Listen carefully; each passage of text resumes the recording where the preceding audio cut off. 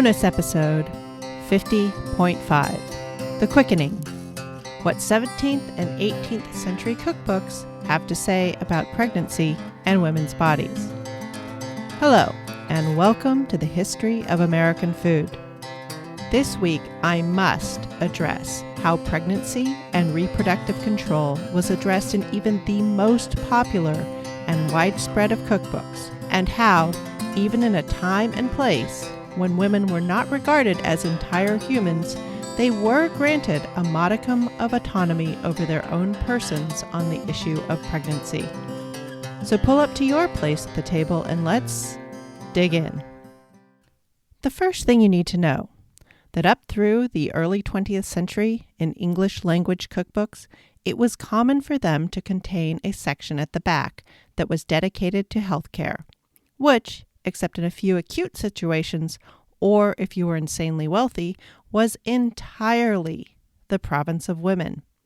And even if a physician was employed, entirely a male profession at this point in pre- and early America, don't Elizabeth Blackwell at me.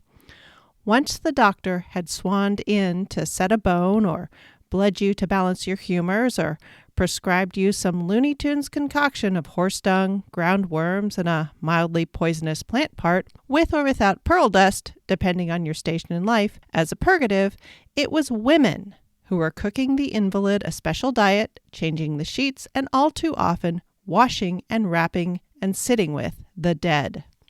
So the back section of cookbooks contained recipes for food for the sick room, cordials, aqua mirabilises, waters with virtue, waters against plague, colic and the gripe, drinks against consumption and constipation, liquors for surfeit, and physics for things like cancer, and importantly, what would have been known at the time as feminine difficulties, feminine infirmities, or feminine complaints. I will note here, these were not designated as simply stuff that regularly happens to women's bodies. Every time a woman's body acted, or let's face it, currently acts in a way that is not like a male body, it is a pathology, not a function. Before I go any further, do not, I repeat, do not take any of the things I talk about in here as medical advice.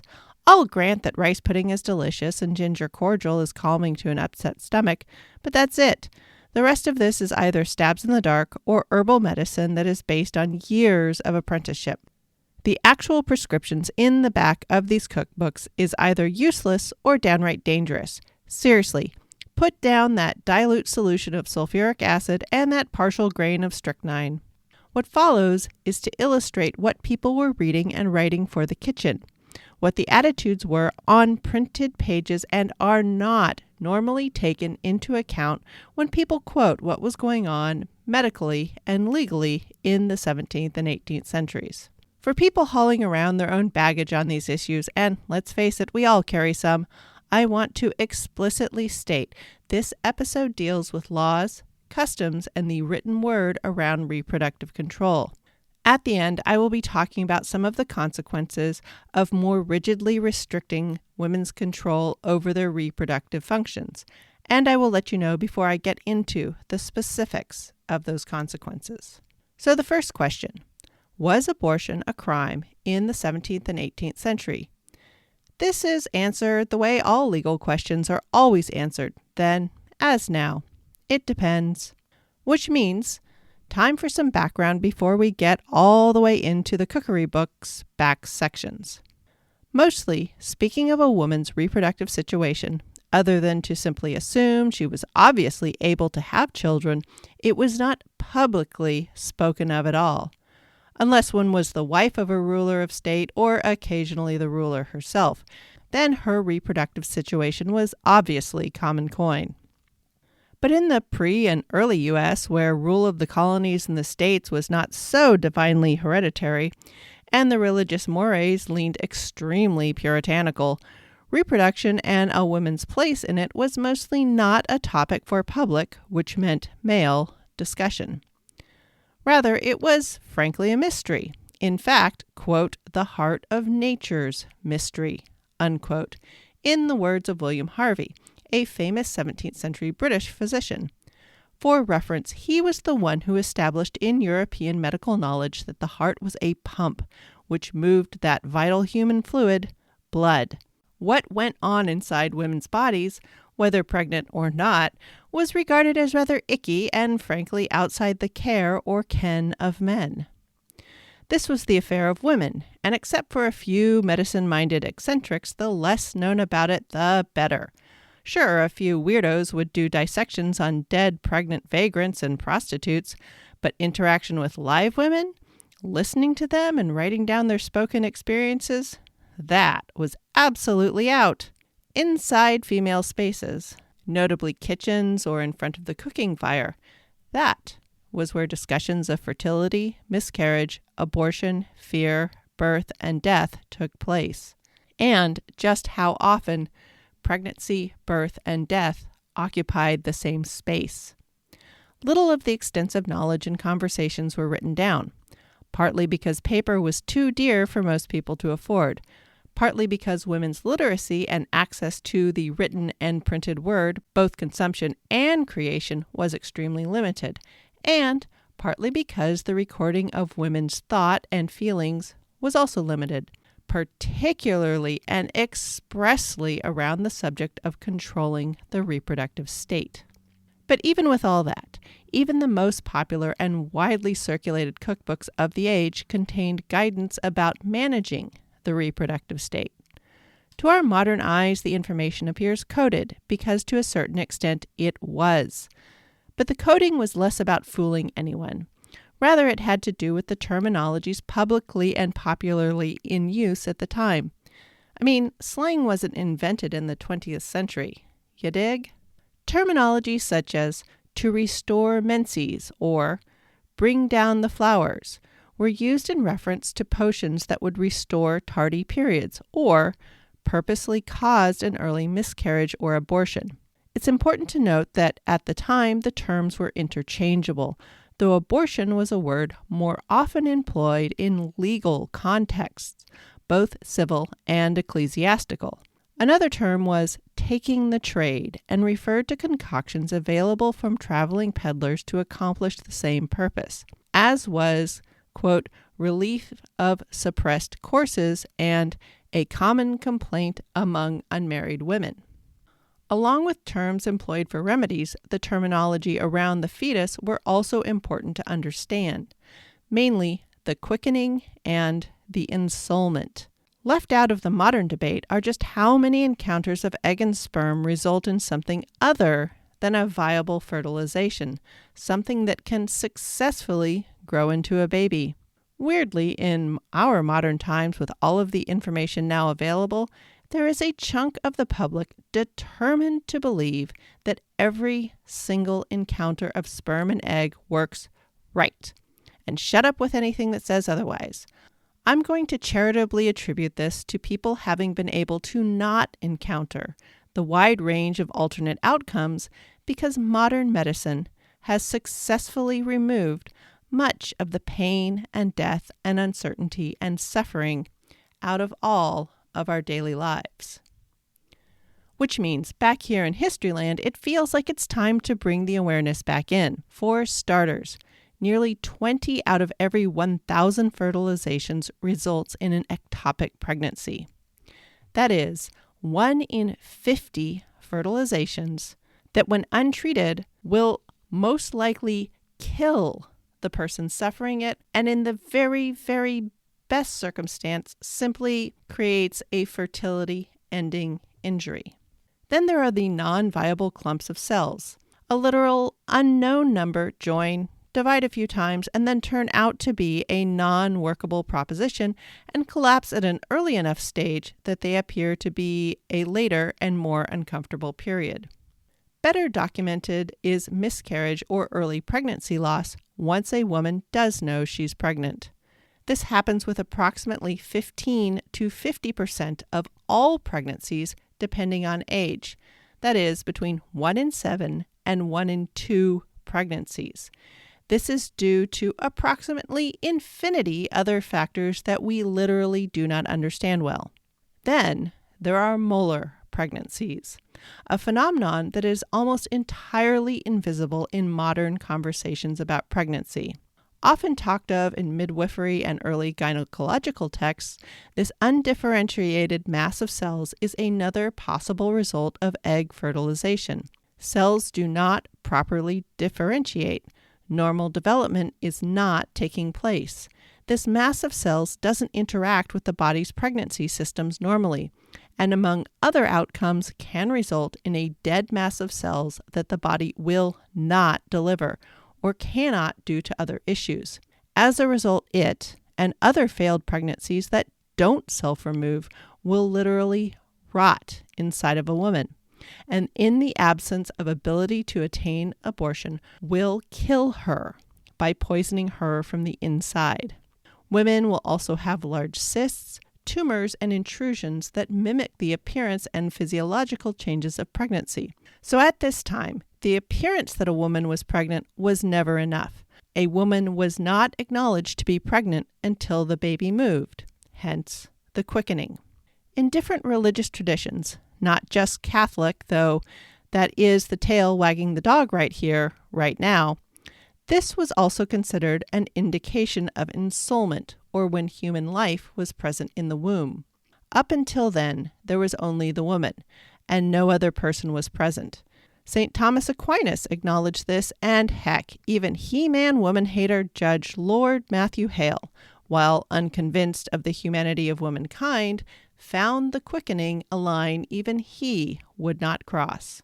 Then as now, forcing women to be pregnant when they did not desire it, including for reasons of personal safety, could be deadly for non-medical reasons as well. Injuring or killing women to get rid of an inconvenient pregnancy was a known phenomenon then as now. In fact, most court cases that had to do with abortion in the 17th and 18th centuries had to do with other people inflicting harm on women to get them to abort a fetus, feeding them abortifacients without their knowledge, or more commonly assaulting, injuring, or killing them to remove a possible unwanted child were the subject of many a court case. When pregnant women were prosecuted for abortions, it was more commonly as part of a campaign to clean up vice. The women targeted were also usually accused of either prostitution and/or witchcraft. The other women commonly accused of abortion and witchcraft were the women who continued to offer reproductive and gynecological care when men were taking over the medical profession and felt threatened by the continued presence of women in the field. It's important to remember that in these days before germ theory, it was women who were concerned about cleanliness. They were the ones noting how scalding pots and vinegar cleansings were required to keep dairies working so they produced sweet milk, butter and cream, and sound cheeses. They were the ones admonishing the removal of pickled oysters with a clean spoon rather than with hands to keep the pickle good. It was male doctors who were showing off how dirty their coat lapels were as a mark of their experience and prowess, and showboating by moving from bowel surgery to birth as a way to show just how in demand and how versatile they were. Childbed fever and sepsis be damned. But the clearest argument that abortion was legal in the 17th and 18th centuries is England had to explicitly make laws in the early 19th century to make abortion illegal. This interestingly matches up with when male doctors began to regularly undertake gynecological exams and the publishing of more and more books depicting the development of the fetus. It should be specifically noted that the illustrations were incredibly disembodied, while male anatomical drawings were markedly of the entire body and emphasized the humanity of the subject. When it came to depictions of female reproduction, illustrations were peculiarly very disembodied, just showing the womb and not the body in which it was housed.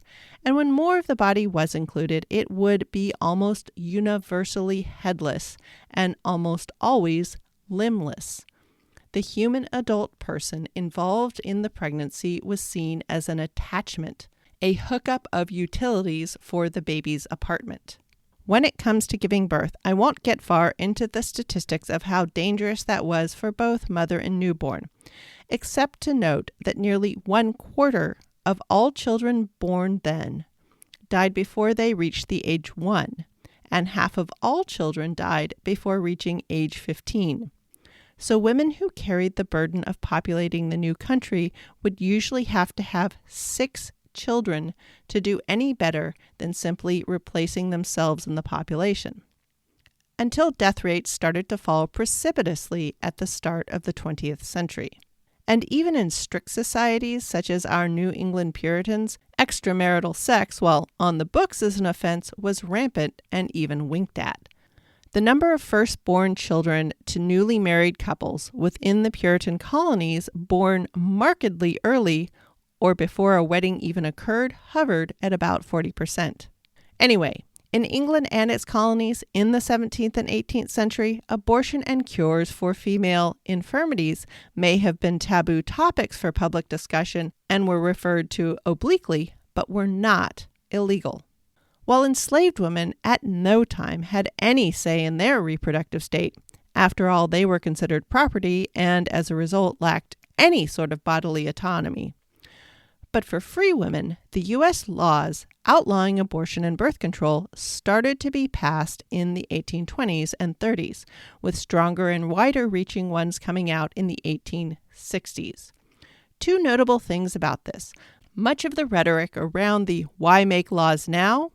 had to do with worries that too many wealthy women and white women were choosing abortion. Then as now, the rhetoric of fear of foreigners and non-whites was the reasoning, rather than any concern for the sanctity of life, baby, or child. Despite the rise of such laws, advertisements for, quote, sure cure for ladies in trouble, no injurious medicines or instruments used, consultation and advice free, unquote, along with advertising targeted at young ladies who were suffering from, printed in italics, the common cold, unitalics, were submitted to and printed in newspapers well into the 1860s. There was also a tie to the fact that women were beginning to more loudly voice their objections to their increasingly restricted and circumscribed roles in society. While women in the colonial society had lacked stated rights, the need for all people to participate and support each other led to women being allowed to pursue occupations either outside of the traditional feminine sphere or even work as semi-independent agents, particularly in dairy, baking, and cloth manufacture, in the name of supporting and strengthening colonial society. In fact, for most of colonial and early American history, women regularly occupied roles coded male to deal with men who were absent from these traditional roles due to seafaring, war, and just the vagaries of life. But as urbanization and the financial rewards and political power of these positions increased, reactionary laws further restricting women's participation in commercial and civil life appeared, including the increased prohibitions on managing their own fertility. So with that cleared up, abortion was not criminalized in colonial and early America. It was health care, and even in an age when women largely weren't trusted with money, property, ownership, and participation in political debate, their own health was in their hands and not a matter for legislation. So with all that background, let us look at the back sections of the cookbooks.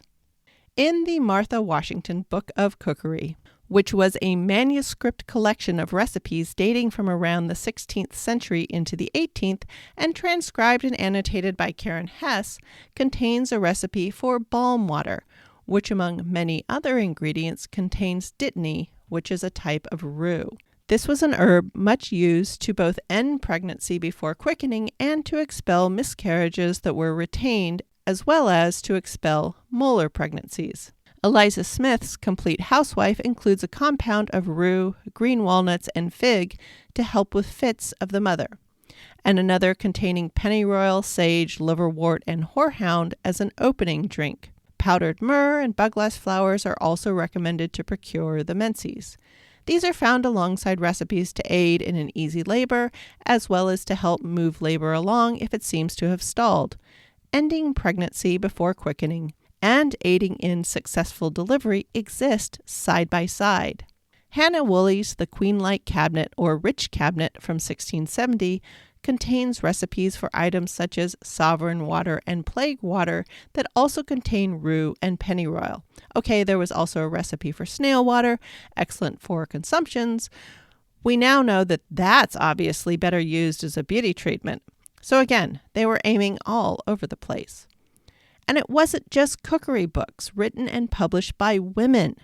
The English Huswife by Gervase Markham from 1637, The Closet for Sir Kenelm Digby, Knight, opened, first edition 1669, that contain recipes for bitter waters and items to shrink wombs and relieve unspecified stomachish complaints with plants known to work as abortifacients, and in John Tennant's Every Man His Own Doctor, or The Poor Planter's Physician, reprinted for the American market by Ben Franklin in 1736, is the volume that specifically contains instruction for restoring suppressed courses. And these are just examples from well-known, widely circulated volumes. The kitchen books and word of mouth of these ages are beyond my reach. But with this amount of preserved information from 4 centuries ago, it is not unreasonable to assume that the volume of available information was much greater in the contemporary spaces. Before I go on to the next part, here's where I want to let people know that this is the hard part. What happens to women who lose control of their reproductive function and are actively punished by either romantic partners or society or both for bearing children outside of a few select acceptable circumstances? The answers are where the world of Dickens seems merely uncomfortable or inconvenient by comparison, rather than gruesome and frequently lethal. So if you do not want to listen, opt out here or skip ahead to just the last 3 minutes of the show. In the 17th and 18th century colonies, lots of the communal knowledge of England was not transported to North America. This was exacerbated by the fact that many of the enclaves were rather rigidly religious or economically focused. Many of the options women had to manage their reproductive status were lost to them, along with access to known herbs and how to use them. Family bonds and village associations were truncated. So many of the ways of coping with unwanted pregnancy were lost. This was especially true for women who came over as either more or less voluntary indentures and for the women who were captives that were sold as slaves. Brazil and the Caribbean arranged their plantation models on constant imports of captives, so they imported men almost exclusively. But North American plantations leaned on importing West African women as well and banked on what they called natural increase. The result, as revealed by archaeological excavations, were unburied dead babies. Yes, there are the publicly mourned infant graves that heavily populate graveyards up to about the middle of the 19th century. What we mostly do not see are the remains of infants found within house walls, in attic trunks, under houses, in excavated rubbish pits in old wells, and dried up ponds. The list goes on and on. These women were abandoned by the men who impregnated them and threatened by society with the loss of livelihood or even the ability to participate in the community. And survival alone then was literally impossible. I mean, it's not so easy now, and we have hot and cold running water and Ziploc bags in place. In colonial America, if you were cut off from your community, solo survival for an extended length of time was something that only happens in the movies with the help of supernatural creatures, not something that was reasonably possible. While most of the specific circumstances around 17th and 18th century infanticide are largely speculative and conjectural, the one area where its frequency and cause is somewhat documented is among enslaved women on the larger plantations in the rice, indigo, and tobacco growing regions of the British colonial Southeast.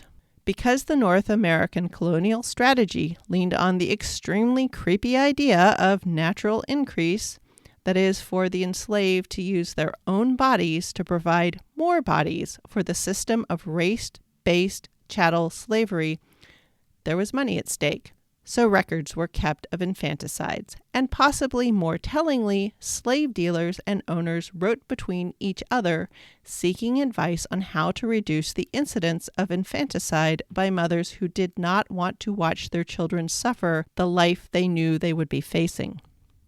One of the most widely known depictions of the dilemmas and traumas of bearing children, when the decision to do so or not is entirely outside of a person's control, is documented in Toni Morrison's Beloved, and that when these decisions are taken away from women, the harm doesn't just affect her, or even just her infants, but that the consequences echo far in both space and time. So I've been asked, why are you bringing this up? Why are you making your food podcast political? I stand firmly that I'm not making it political. I, instead, am bringing up information that has been overlooked and ignored in the dialogue about food, who makes it, and what was in the minds of people writing and publishing books about the preparation of food. If anything, the erasing and the ignoring of the healthcare and self-care information that women wrote to each other for the last 200 years is the political act.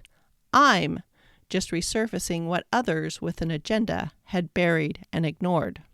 Other than for a few extremely wealthy and prominent women, and when large amounts of cash were involved, a woman's reproductive state and her health was her business.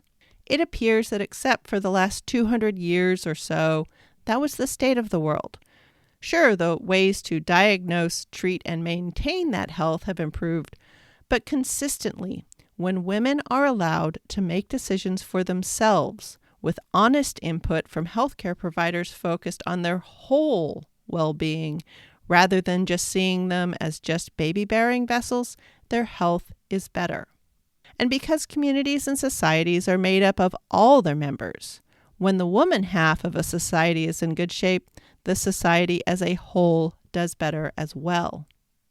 After all, when it comes to the day-to-day tasks of feeding, cleaning, and teaching society, most of the tasks that make societies function from one day to the next, women are doing the vast majority of that labor. And then as now, humans repeatedly forget this at their peril. If you've hung in there for this entire detour, my thanks. Next week, we will get back to regularly scheduled programming. Individual foods instead of unearthing the messages sent by the back of cookbooks, and the societally crippling implications of trying to forget both that they existed and erasing why they were there.